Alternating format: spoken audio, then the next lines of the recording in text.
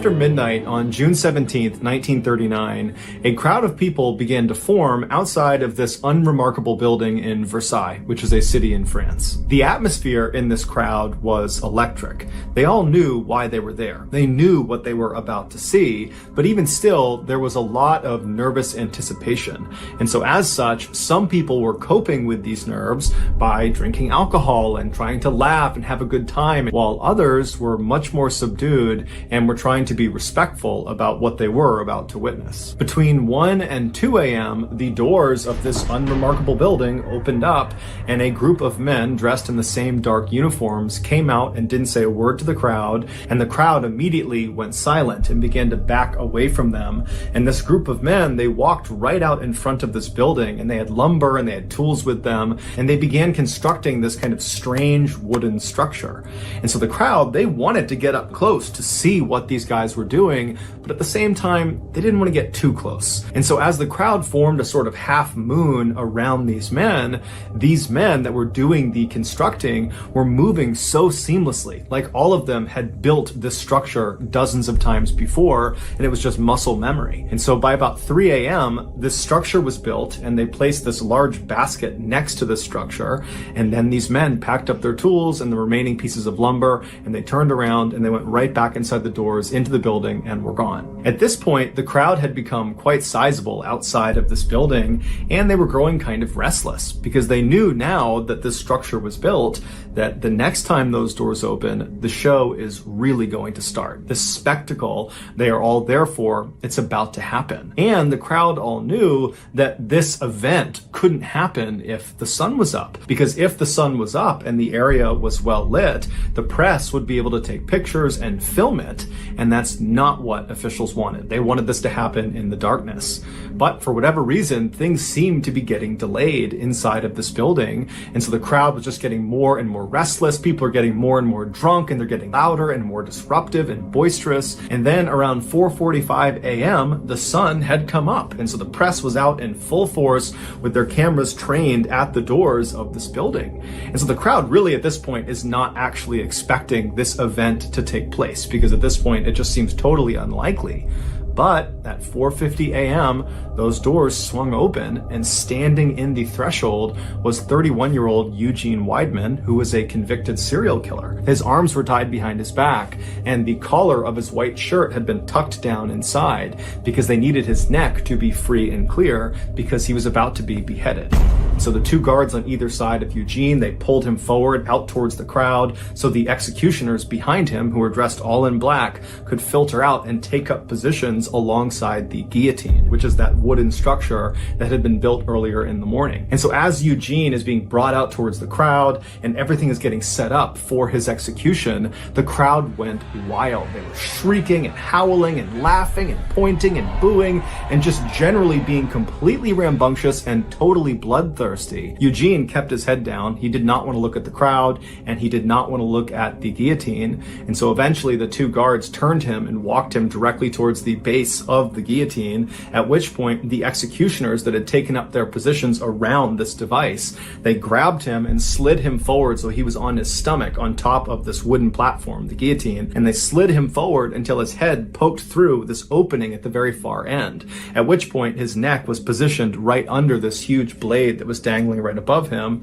and his head was positioned over a metal bucket on the ground, which he would be looking directly at. At this point, the crowd was at a fever pitch, and one of the executioners pulled a lever, the blade came soaring down, and it removed his head fell into the bin, and the executioners pushed his torso into the basket that had been placed out there earlier, and then the executioners and the prison guards, they gathered up Eugene's body parts and went right back inside of the building, which was a prison. At this point, the crowd was cheering and going wild, and they ran up and began dabbing their scarves and their handkerchiefs in Eugene's blood, which was on the ground, as a sort of souvenir from having been at this execution. And of course, because the sun had been out for this entire spectacle, all of this had been captured on film. And so later that day, and for the next couple of days, the headlines all over France were about this bloodthirsty crowd that was cheering as this man was beheaded, and it just overall made France look really, really bad. And so French leaders leaders decided that from that point forward, they could no longer do any more public executions.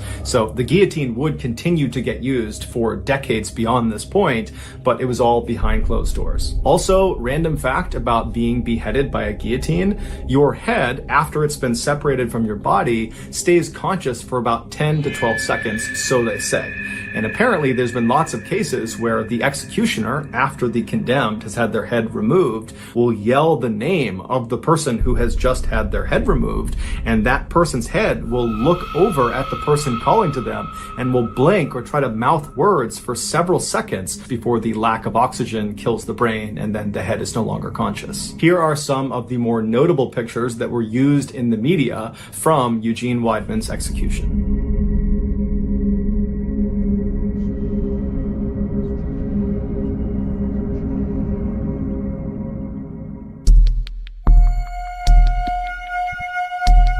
In the early 1900s, Eben Byers was a man who other people envied. He was born into a very wealthy family in New York City. He attended Yale University in Connecticut, which is a very prestigious Ivy League university, and he was devilishly handsome. After his college graduation, he didn't need a job because his family was so rich, and so instead he focused his time on a passion of his, which was golfing.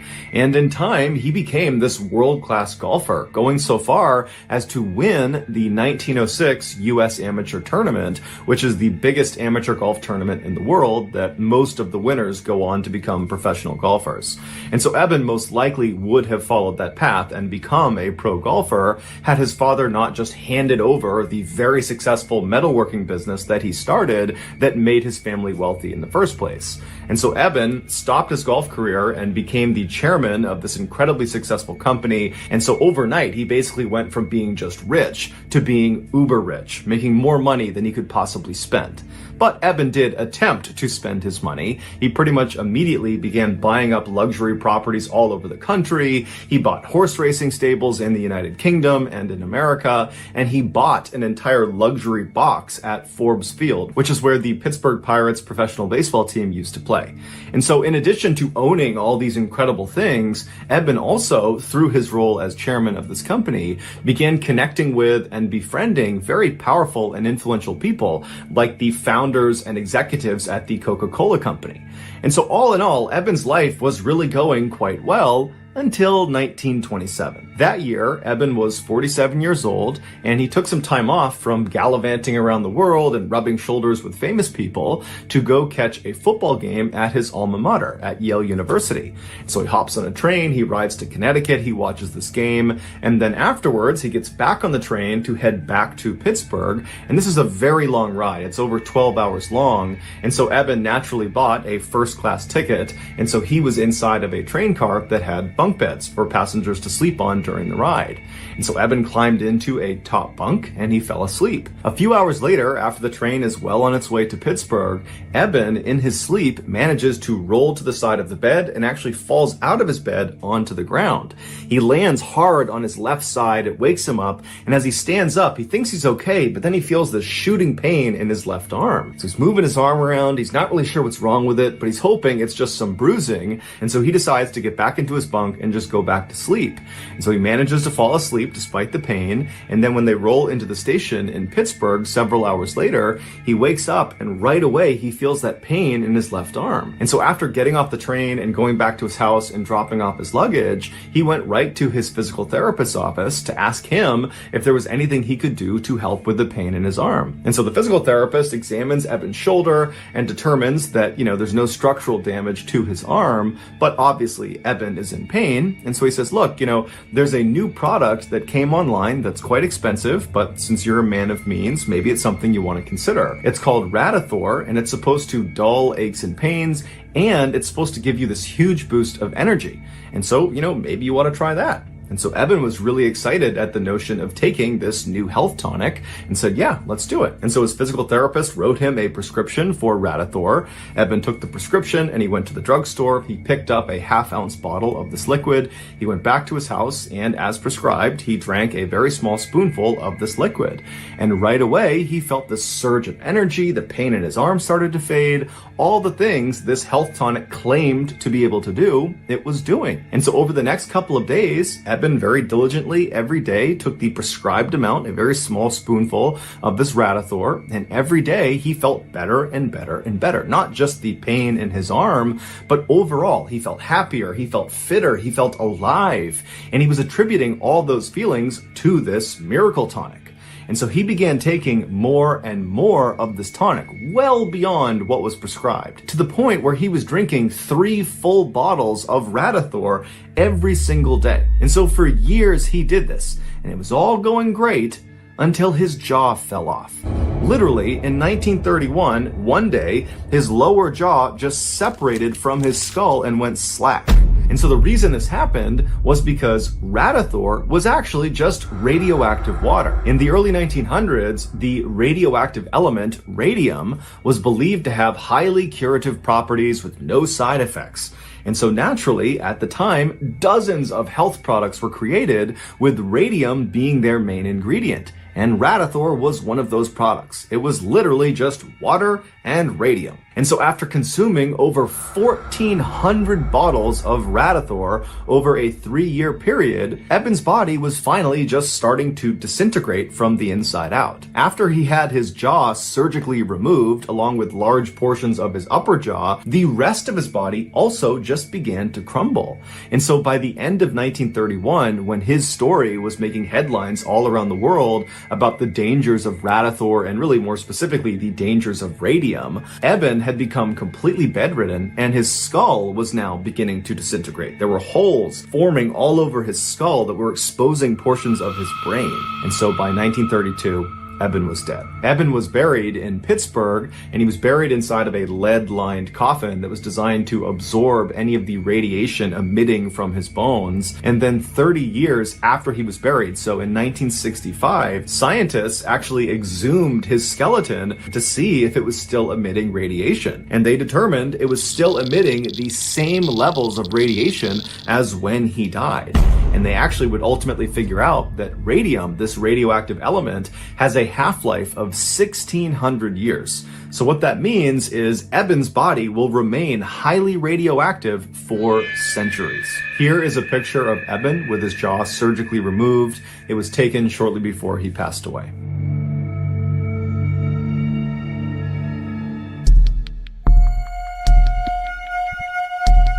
There is still some debate about what exactly happened in this story that I'm about to share with you. And so for transparency, in this video, I am going to rely on the narrative that was presented in court by the defendant.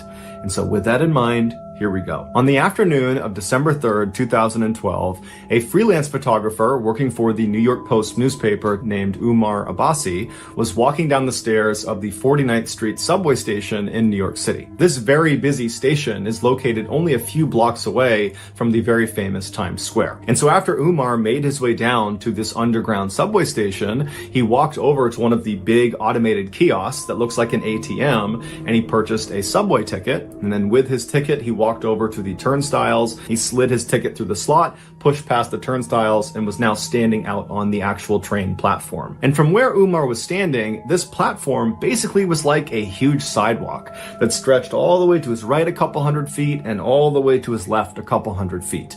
And in front of this platform were the actual tracks down below, because the train, when it came out of the tunnel, it would actually come right up alongside this platform with almost no clearance between the platform and the train. As such, the leading edge of the platform, basically the lip of the train platform that's closest to the train tracks, has this big yellow line painted all across it to keep commuters from standing too close to the edge, because if the train came through, they could actually get hit by the train. And so as Umar is standing on this platform and he's looking left and right, it's totally crowded with people, and they're all kind of tucked back against the wall away from this yellow line.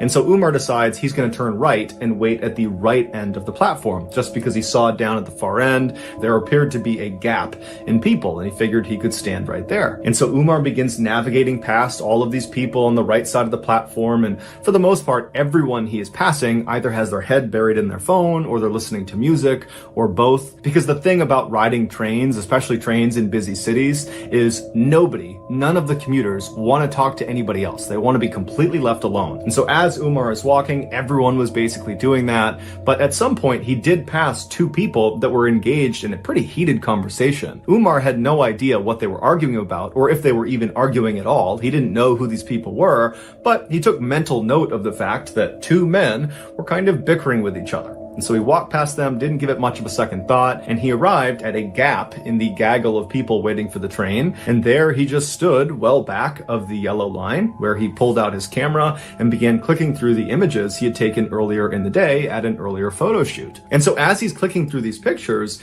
he starts to notice that those two men who had been bickering before are now straight up yelling at each other. They're screaming obscenities at each other. It's not clear who's fighting about what or who was the aggressor, but it's very obvious that at this point they're fighting. And so Umar looked away from his camera and looked left down the platform towards these two guys. And so these two guys are about 100 to 125 feet away from him.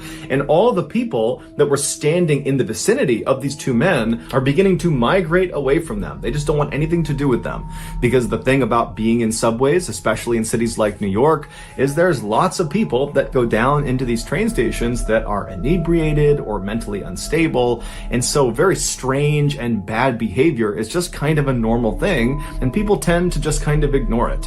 And so that's what's happening. People are kind of walking away from these two fighting men, doing their best to pretend it's not happening. And so Umar spent a couple more seconds staring down the platform at these two men, but eventually just shrugged and thought, you know what, whatever problems they have, they're not mine. And so Umar went back to his camera and continued to click through his pictures, when all of a sudden he hears a scream coming from the left side of the platform. But it was not a scream that sounded like it came from either of these two men. And so Umar looked up from his camera and looked left down the platform, and now he just sees chaos. It's people running away from these two men. People are running to get away from whatever is happening around them. And so Umar's thinking these men must have come to blows and they're now fighting actively, physically with each other. But when finally the crowd kind of cleared for a second, he saw a woman pointing down at the train tracks right in front of where those two men had been standing. And so Umar looks at the woman and he follows her finger down onto the tracks, and he sees there is now a man, one of the two men who had been fighting, laying face down on the train tracks. And then, to Umar's horror,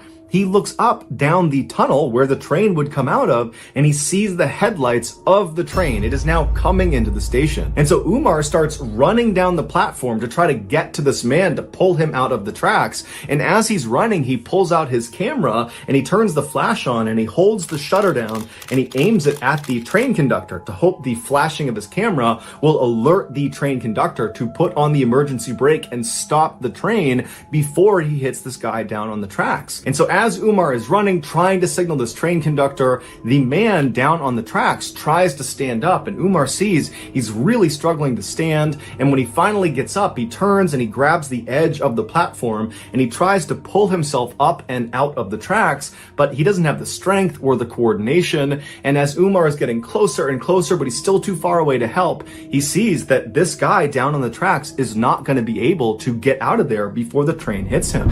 And so Umar finally comes to a stop and he watches as this man down on the tracks lets go of the lip of this platform and just turns and faces the train like he knows what's about to happen. And then seconds later, the train, although it did try to stop, impacted this man and killed him instantly. The man's name was Kaisa Khan, and he was 58 years old. When the police finally showed up, they arrested the other man who Han had been fighting with. He was a 30-year-old named Naeem Davis, and Davis would actually tell police that he had been fighting with Han and he had pushed him onto the tracks, but it was in self-defense. However, that self-defense story didn't stop him from being charged with murder. While Davis sat in jail waiting for his trial, the media and the public at large had already come to the conclusion that Davis was guilty. And this was due in large part to a particular picture. As Umar was running down the platform, holding up his camera, holding the flash down, trying to flag the train conductor to get him to stop, Umar was also taking dozens and dozens of pictures. And those pictures were of Han right before he was struck by the train. And so after Umar ultimately discovered he had taken these pictures, he gave them to his employer, the New York Post newspaper, and the day after the incident, they ran on the front page a picture of Han right before he's about to be killed with the headline, "Doomed." And so once the public saw this picture, nobody could believe that Davis was anything other than a cold-blooded killer for pushing this poor innocent man onto the tracks. But as it would turn out, nearly 5 years later, when Davis did finally get his trial, he was acquitted of all charges because it turned out Hahn was very drunk and had picked a fight with Davis, and Davis was filmed on more than one occasion on the platform trying to get Hahn to leave him alone. And so finally, after Hahn began making death threats and then grabbed Davis's shoulder, Davis turned around and pushed him, and Hahn, being drunk, stumbled and fell backwards onto the tracks and then was ultimately killed. Here is the infamous photo of Hahn on the cover of the New York Post newspaper. So that's going to do it, guys. If you found the secret in today's episode, let us know in the comments section what it is and where you found it, so give us the timestamp. And if you're the first-year-old Gina Allen and her brand new boyfriend, 28-year-old Brandon Day, could not believe their luck. For the past 48 hours, they had been stranded in the rugged wilderness of the San Jacinto mountain range in California when they looked down into this ravine and they saw a campsite. There was a tarp that had been strung up between two trees. And so they ran over to it, hoping that the owner of this campsite would be in there and they could help them get out of these mountains. But when they got to the campsite, there wasn't anyone there. But from the looks of it, it looked like someone had been living in this site fairly recently. Underneath this makeshift roof from this tarp was a sleeping pad, there was a warm sweater, there was shoes, there was a disposable razor, some kitchen utensils, and there was a yellow backpack. Without any hesitation, Brandon and Gina, who were totally famished and they're exhausted and they're desperate,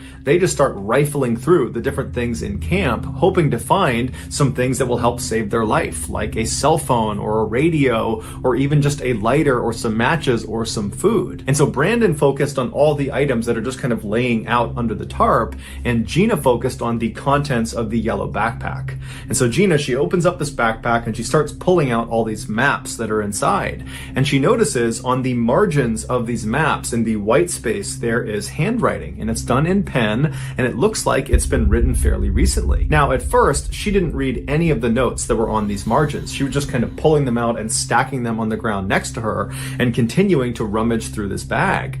But at some point, out of the corner of her eye, she noticed on the top map that was sitting on the ground next to her, there was a particular note at the top of the page that as soon as she saw it, she stopped what she was doing, she turned and looked at it. She couldn't believe what she was seeing. And in fact, she didn't want to get her hopes up, but she slowly reached over, she picked the map up, and she put it right in front of her face. And as soon as she was reading it, she just started laughing. She was so happy. She was so relieved. She yelled to Brandon to come over and look at this. And so Brandon stopped what he was doing. He turned around and he bent down and he looked exactly where she was looking. And when he read what she had read, he started laughing too. They were saved. There at the top of this map, there was a note that was dated the same date as the day they were there, May 8th. And so they knew whoever had written this had written it at least in the last couple of hours because it was May 8th.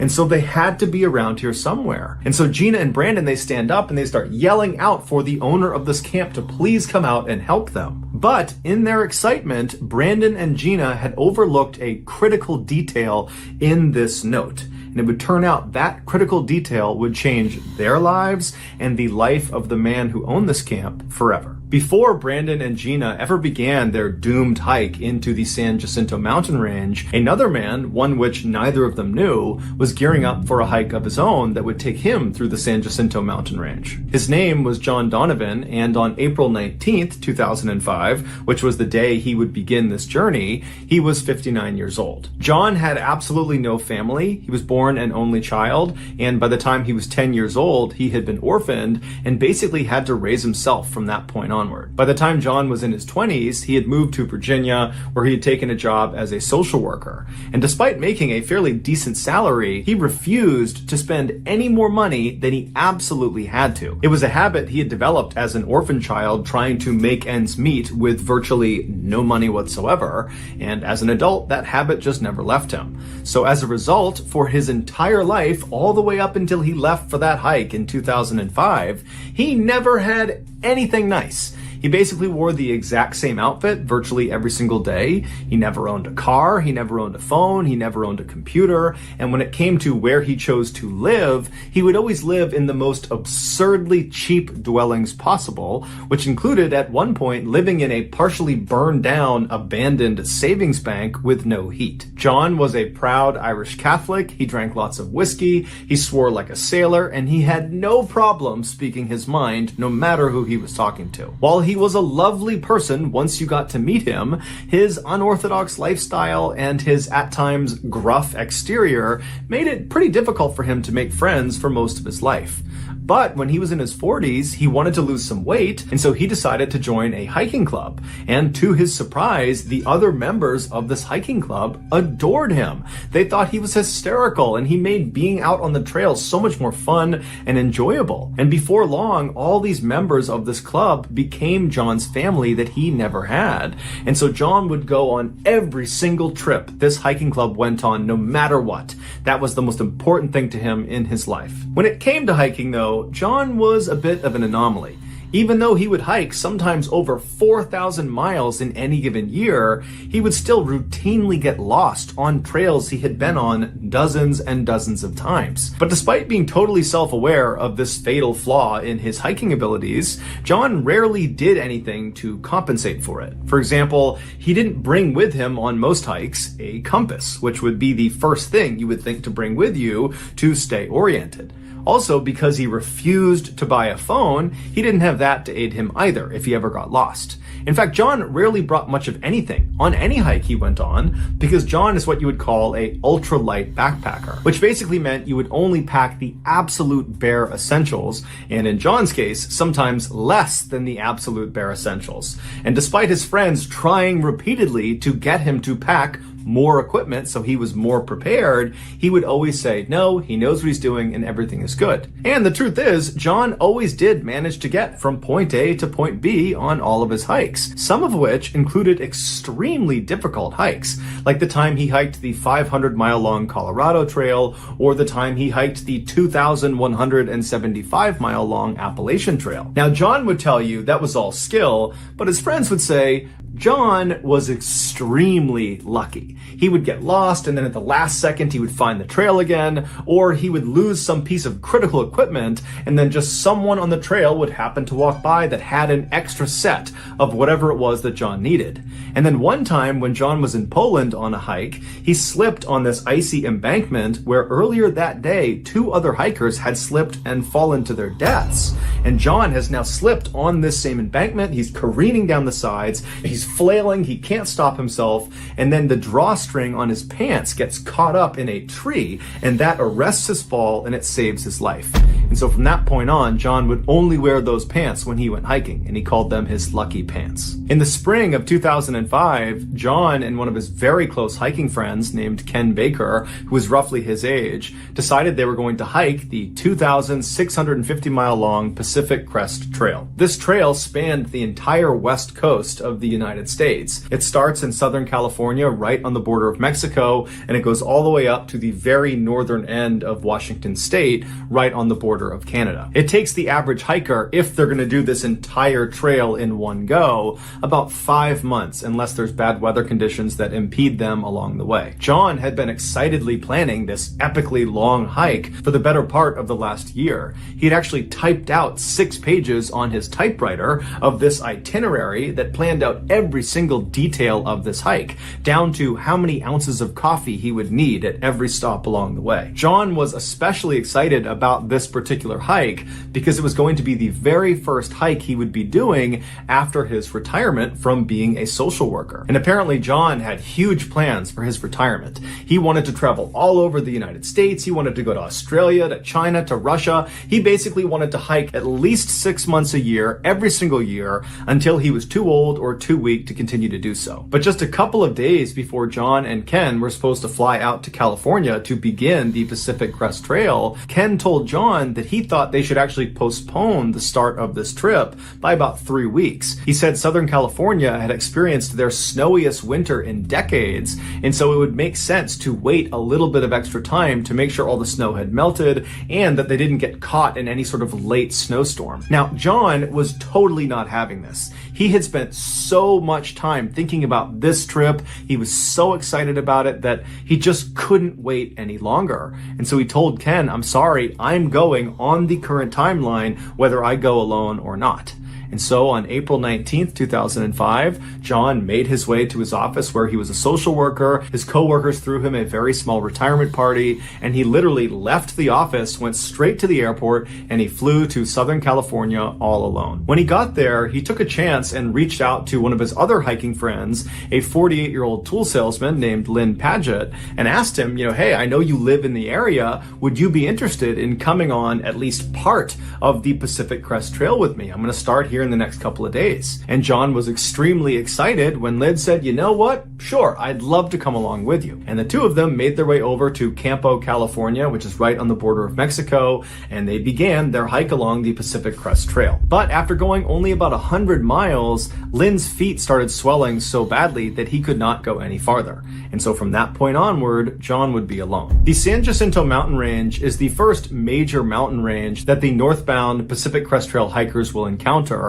And statistically, it's actually the most dangerous portion of the Pacific Crest Trail, as 15% of all the fatalities that occur along this huge trail occur in the San Jacinto mountain range. It's a very steep mountain with a rapid rise in elevation from the desert floor all the way up to over 10,000 feet, which means in the summer, even when it's extremely hot down around the base of this mountain, it will probably be windy and snowing at the top. John reached the base of the San Jacinto mountain range on May 2nd, and as he began his slow climb up, all of the hikers he was encountering were all talking about the same thing. There was apparently some big snowstorm that was due to hit the San Jacinto mountain range in the next couple of days, and so all of these hikers were actually evacuating the mountain to go to this little town to wait out the storm. Everyone's fear was they would get caught on Fuller Ridge when the storm hit.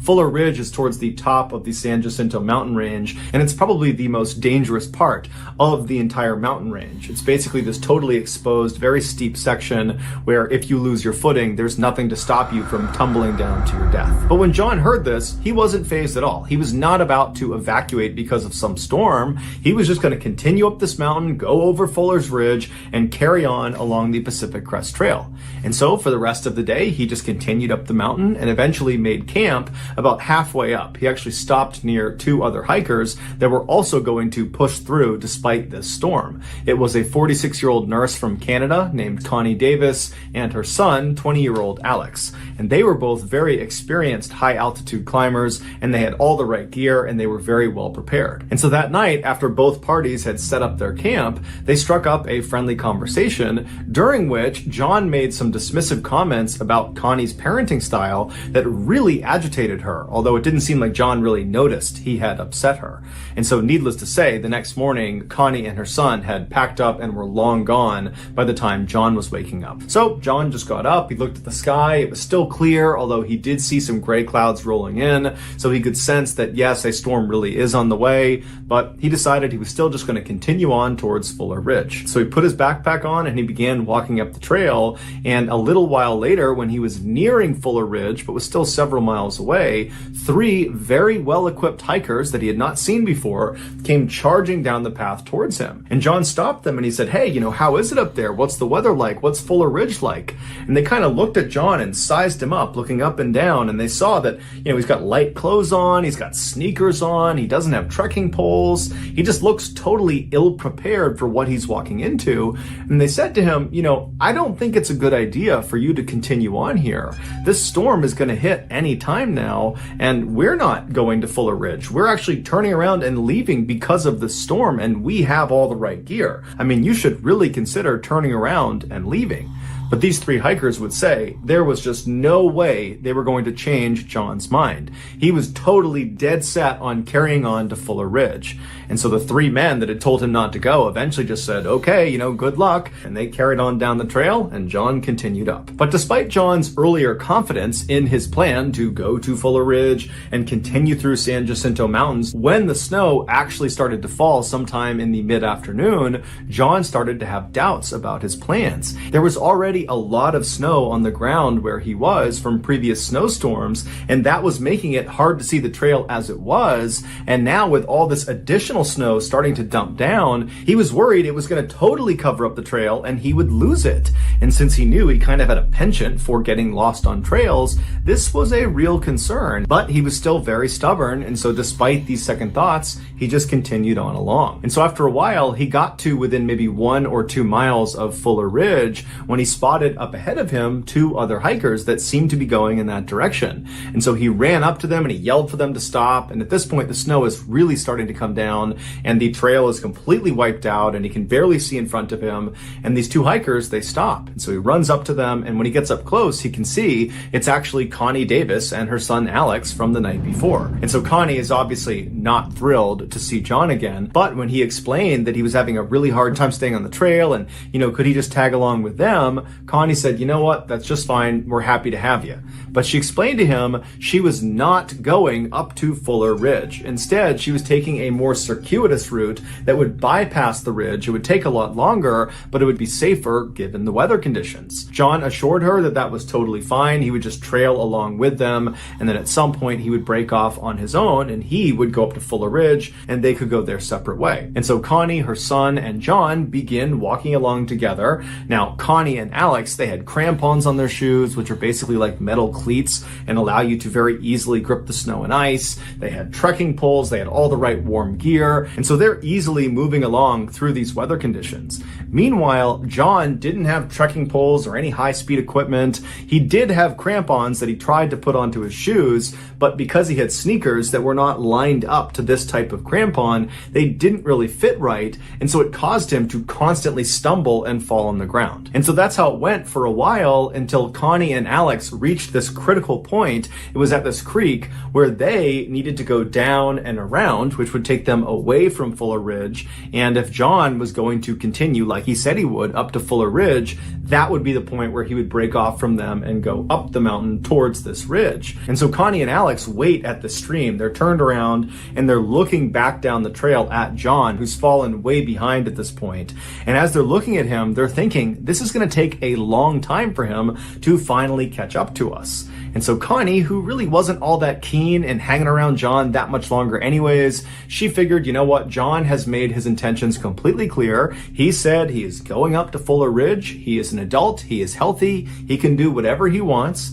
And so she yelled and waved to John and signaled that she and her son were going to go down this creek and this way to Fuller Ridge, so best of luck to you. And then Connie and Alex disappeared around the corner. Once John's hiking partners had gone, John got up to that creek and he was going to try to go up to Fuller Ridge, but by that point the snow was practically blinding. And so at this point John decided, you know what, I do need to turn around and go back down the mountain and evacuate to that town where everybody else had gone to avoid the storm. And so John turns around and starts trying to backtrack along this trail back down the mountain, but the trail is gone. The snow has completely whited it out, and there's no other hikers anywhere nearby, and even if there were, he wouldn't be able to see them. And so for several hours, while it was still light out, John did his best to navigate down the mountain, and then when the sun went down, he really had no idea where he was. And so instead of trying to stay on this trail that at this point he really didn't think he was on, he looked out away from the mountain, and way down below,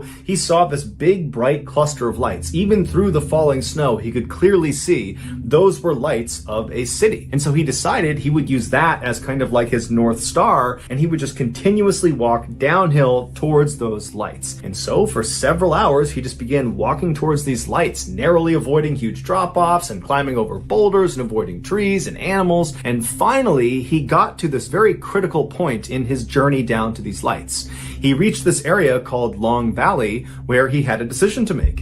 He could either continue down the mountain, which would require jumping down into this ravine that once he did, he would not be able to climb back out again. It was too steep.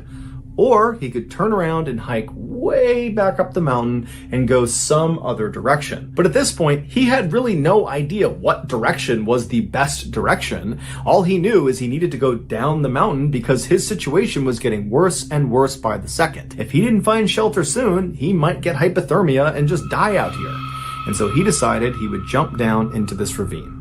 And so he laid on his stomach, he lowered himself down over the edge, and he dropped down into the valley below. Once he stood up, he just continued walking down the mountain, and at some point he spotted a stream that he began to follow along. And as he followed this ravine, which was taking him straight down the mountain, he noticed the ravine walls, these huge walls on either side of him, seemed to get closer and closer to him, like this ravine was kind of coming to a point. And then after a while, he noticed up ahead, the stream just kind of disappeared. And so he walked a little bit farther, and then he came to an abrupt stop. The water had disappeared because it had flown off a 100-foot cliff that he was now standing in front of.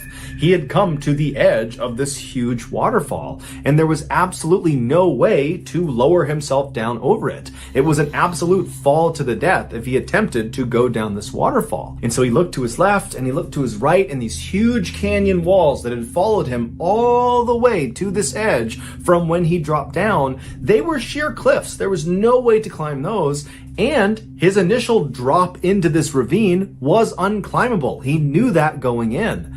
And so he was boxed in, he was trapped, and he likely knew that it would be at least a week or more before anybody figured out that he was even missing. And so totally disheartened, John left the edge of this cliff, this waterfall, and walked back up to a relatively flat area farther up the ravine, and he began to set up camp. He pulled out his green tarp, he put some line between two trees, he made a makeshift roof, he laid out his bed mat underneath, and then he climbed underneath the tarp and he settled in for a long night. The next morning, when the sun came up, John attempted to make a fire, but none of the wood he was finding was dry enough, so all of his fires just kind of smoldered but didn't really catch. He had a mirror, a signal mirror, and he was prepared to flag down any aircraft that flew overhead, but no aircraft did, so he didn't flag anyone down. And so by the end of that night, he was back under his tarp, having made no progress, settling in for another freezing cold, sleepless night. The next morning, when the sun finally came up again, John was totally disheartened, and he decided to start jotting notes down on the margins of his map, which was the only place he had space to write. He figured he would keep a sort of diary. That way, if he didn't get out of here, someone would figure out what happened to him. And so his first entry was that day, May 5th, and he wrote that his friend Ken was right. He should have postponed this trip by 3 weeks and avoided the bad weather. Ken was the smart one. And also in this May 5th entry, he took an inventory of his food supply. He said he only had 12 cheese crackers left. And then on May 8th, John wrote a note that said, "Took a fall, too weak to climb out of canyon, down is a gorge, no way out." This was the message that Gina and Brandon discovered when they stumbled on this campsite. But the significance of this note was not literally what he wrote, but rather when he wrote it. On May 6th, Brandon Day and his girlfriend, Gina Allen, were in Palm Springs for a business convention. Brandon was a financial advisor, and so he was out here for business, and Gina was his guest, so she was really just vacationing. And so towards the end of the convention, when Brandon had some free time, he and Gina decided to leave the hotel and go on a hike somewhere. And so they actually linked up with a tour group that was leaving the hotel, that was heading over to this tram station where they were going to take a tram car all the way up to the top of the San Jacinto mountain range. A tram car is basically like a ski lift, except once you ride it to the top of the mountain, you don't do any skiing, you just do sightseeing. And so Brandon and Gina, they get to this tram car, they hop inside, they get to the top, and it's totally amazing, beautiful view, there's snow at the top, and they're told they have about 20 or 30 minutes before their group is going to take the tram car back down again. And so Brandon and Gina decide to kind of venture off away from the main group and have some alone time before they leave again. And as they kind of venture off, they start to hear what sounds like a waterfall.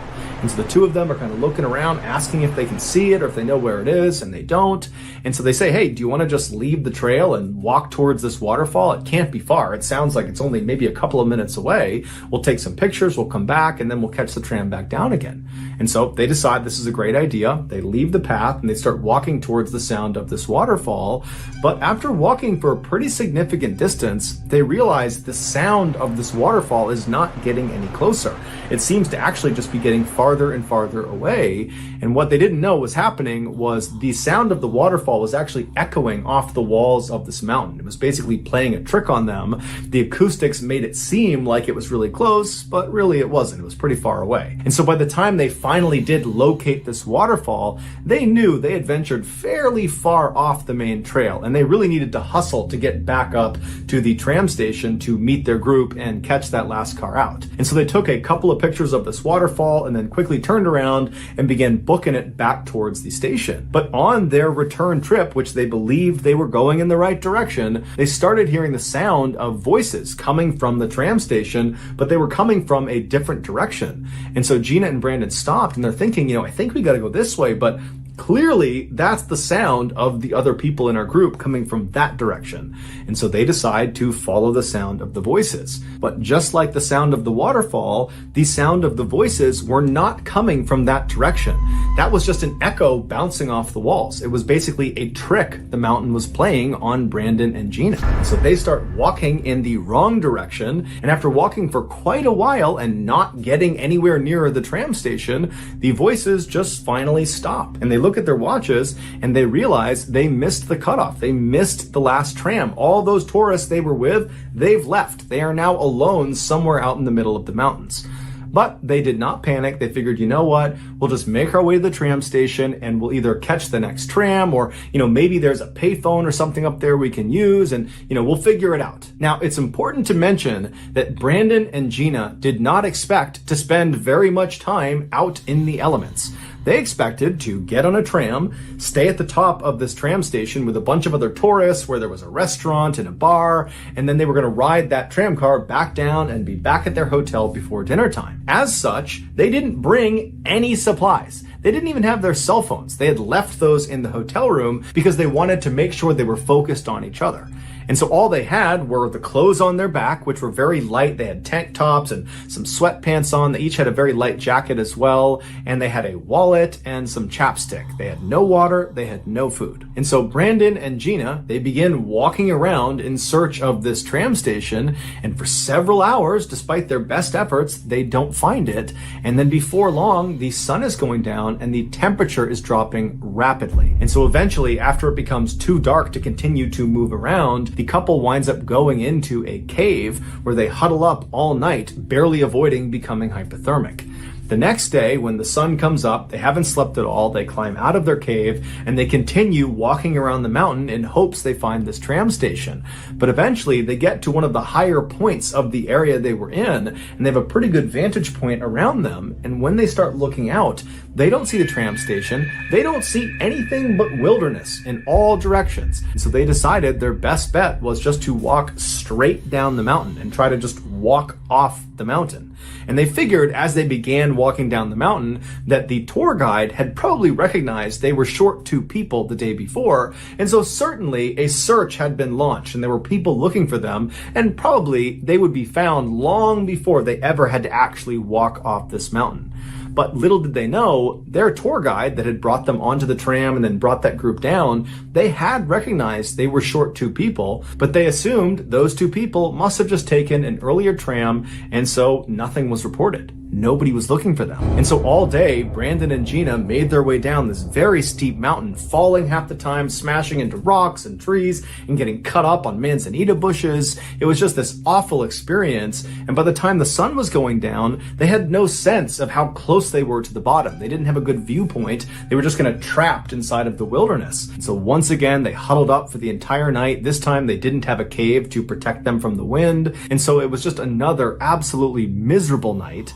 And so finally the sun comes up on the third day, and Brandon and Gina, they're up and they are moving straight down this hill. They want to get out of there as soon as they can. And after smashing into more boulders and more trees and getting more banged up, they finally arrive at the same drop-off down into a ravine in Long Valley that John had gotten to. And so they're standing over this ravine, debating whether they should make the leap and jump down into this ravine, even though it means they can't climb out again. And so they're looking around, they're figuring, you know what, we don't really have a better choice. We don't really have the energy to climb all the way up and try to go a different way. And we don't even know if those ways are more advantageous. And so just like John, they turn around onto their stomachs, they grip the top of this drop-off, and then slip down into the ravine. Once they stand back up, they start walking down this ravine, and they spot a river. And they run over to the river, and they drink as much water as they possibly can, and it's a huge morale booster. And then they get back up again, and they're continuing walking down the stream, when off in the distance, they notice a green tarp strung up between trees. It was John's campsite. And so Brandon and Gina, they run over to this campsite, and they eventually come across John's notes on the margins of his maps. But after standing up and yelling out for this owner to please come out here and help us, we need your help, we're lost, and then no one came out of the woods, no one heard them, no one responded, Brandon went back to the note and he looked at it again, and that's when he noticed it. The note had been written on May 8th. However, it had been written on May 8th, 2005. The year that Brandon and Gina were reading it was 2006. So this note was 1 year old. John had just happened to get lost and write a note on the exact same calendar day that Gina and Brandon arrived at his campsite and discovered the note. In their initial excitement and joy that they might get saved, they did not pick up on that year discrepancy. The couple began looking more closely at all of the gear underneath the tarp, and they noticed all of the metal objects like the forks and spoons and the pots and the pans, they were all starting to rust. And some of the other objects, like the shoes, looked like they had been sitting in the same spot for a really long time. They both started to get a really bad feeling about this campsite, like something terrible had happened there. Gina emptied the yellow backpack's contents onto the ground, and that's when they found a wallet. They opened it up and they pulled out an ID card, and it was John Donovan's ID card. So now they knew who had written the note and who owned this camp. Afterwards, Gina and Brandon laid out all of the maps to see if there were other messages that they had not read yet. And there were. There were 2 other additional messages after the May 8th message. On May 11th, John said he was celebrating his 60th birthday and that unfortunately he was down to his last 2 cheese crackers. And then in his final message on May 14th, John wrote, "Headed down to creek for water. Goodbye. Love you all." Devastated, the couple knew what they were reading were almost certainly John's last words, and his body was most likely somewhere around here. And then it dawned on the couple that if John, who seemed like an experienced hiker who had all this gear, if he had gotten trapped and died out here, then how did they stand any chance with no experience and no equipment? And so not knowing what else to do, Gina just rounded up all of John's things, she stuffed them into his yellow backpack, and then she shouldered the pack, and then she and Brandon just walked away from John's campsite and continued walking downhill, hoping that up ahead there was not going to be some gorge like John had mentioned in his May 8th note. But unfortunately, after walking for a little while, they reached that cliff with the 100-foot drop, with the waterfall going off the side of it, and they realized that they were trapped, same as John. There was nothing they could do. And so totally speechless and shocked, they just both sat down, they didn't look at each other, and they just sat there wondering what was going to happen next. And they both were thinking, you know, this could be the place where I die. At some point, Gina kind of snapped out of her trance, and she took John's backpack, and she began rifling through it, pulling everything out all over again. And Brandon asked her, you know, what are you doing? And she said, well, you know, maybe there's something in here that we missed. Maybe there's a secret pocket or something in here that could help us. And so she rifles through this bag, and sure enough, she finds inside of a small pocket in the bottom of the bag was another bag, a little plastic bag, and inside of it were matches, and they were still dry. And so immediately the couple pull them out and they start to round up logs to try to make a fire. And as soon as they light it, it doesn't catch because all the logs in the area that were on the ground were wet from previous snowstorms and rainstorms. And so all night they tried lighting these fires, but they all just kind of smoldered out. And so eventually, after the sun went down, Gina and Brandon, who were totally disheartened, they went back up to John's campsite and they went under his tarp and they huddled together for another freezing cold night. The next morning, Brandon woke up because he actually did fall asleep, and Gina was still sleeping. And so Brandon decided to just leave the tarp and go out and get a breath of fresh air. He knew they were in a terrible position, but he just wanted to clear his head. So he stood up and he could barely stand. He was so achy and tired and he was so hungry, and he decided he would just walk down to the edge of this cliff and look out into the valley to see if maybe there was a way down. And so he walked along the river, stopping periodically to get a sip of water until he got to the very edge. And when he got there, he looked down and he saw something that he had not seen the day before. There, in a pool of water all the way down, 100 feet down, was a body lying face down in a pool of water. And that body belonged to John Donovan. Brandon was too far away to actually confirm if that really was John, but he instantly knew. But instead of being scared or saddened or depressed by the sight, it kind of invigorated Brandon and reminded him that if he doesn't act, he and Gina were going to die too. And so Brandon decided he wasn't going to set some small campfire to try to signal someone. He was going to try to light the entire forest on fire. And so he walked back up to the campsite and he got the matches out from the backpack. And then he walked into the forest a ways that was right near the river and near their campsite.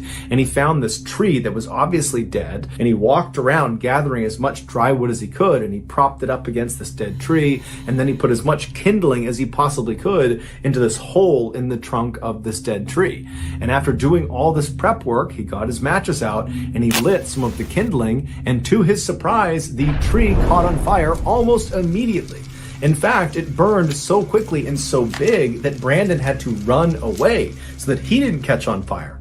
And before long, all these trees are catching on fire, and he had to run all the way back to the campsite and wake Gina up. So he grabs Gina, they get up, and they run all the way over to the edge of the waterfall, and they turn, and they're just watching half an acre just completely erupt in flames. And all this black smoke is billowing up into the sky. And then about an hour later, after the fire had eventually just kind of died out on its own, Gina and Brandon heard the distant rumblings of a helicopter.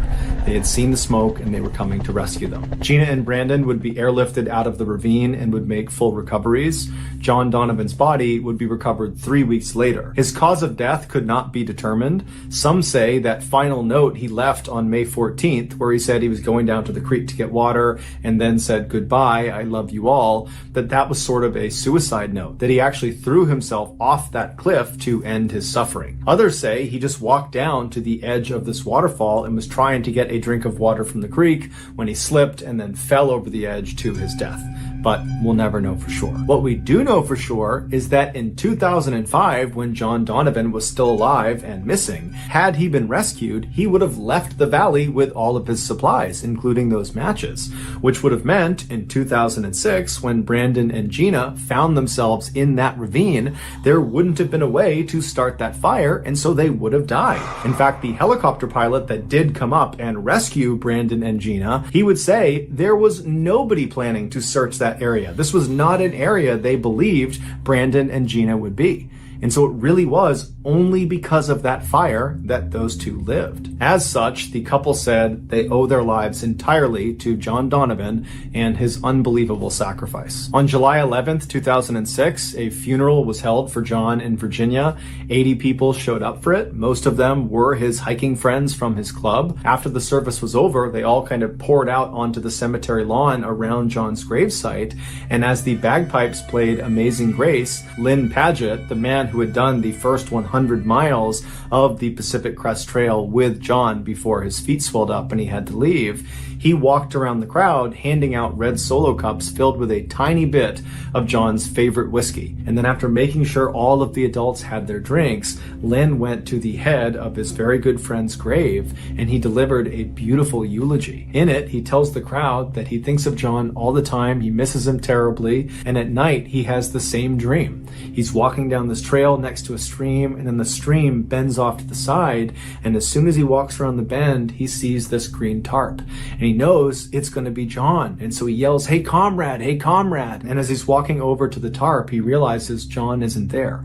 All it is a tarp, a pack, and some shoes on a rock. As for Brandon and Gina, they did stay a couple after the ordeal, but they would ultimately break up 2 years later. So that's going to do it, guys. If you found the secret in today's episode, let us know in the comments section what it is and where you found it, so give us the timestamp, and if you're the first to do that, we'll pin you at the top of the comments section. If you got something out of